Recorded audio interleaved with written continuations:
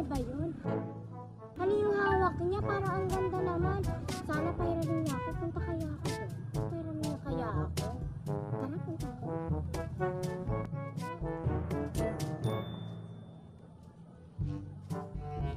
Hoy, nene! Ano ba yan? Nakakagulat ka naman, Anita? Bakit ka ba nandito? Wala.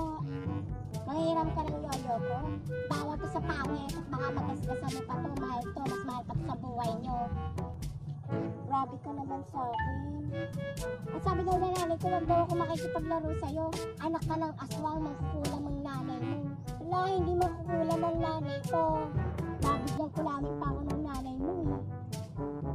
Damihin niyo ko.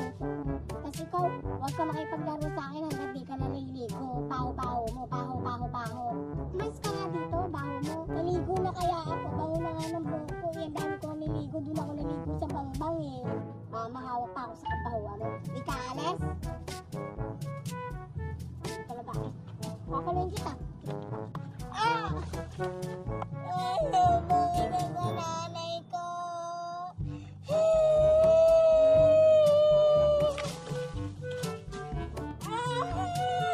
Nanay! Oh, ano nangyari sa'yo? Nene, mangkukulam daw po kayo. Ayaw pati po akong paghiramin ng yoyo niya. Sinabi niya yun na makukulam ako? Oo, makukulam daw po kayo. Diba hindi naman po totoo yun? Grabe yung batang yun ah. Sige, samahan mo ko doon. Nasaan ba yun? Nandun po siya, Nay. Sige, samahan mo ko. Sige po. Lagot ka nene, nandiyan na yung nanay ko. Sinubin na kita, sinabi mo na makukulam, hindi naman makukulam. Lagot ka. Nay, ito oh. Ano sinasabi mo makukulam akong papa ka ha? Wala naman po akong sinasabi eh. Sinabi mo talaga yun.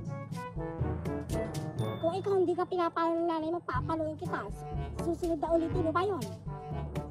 Yan, be. Hindi ako makukulam ha. Sasampalan kita dyan eh. Susumbong kita sa nanay ko. Di magsumbong ka. Ang puntukin ko kayong nanay mo.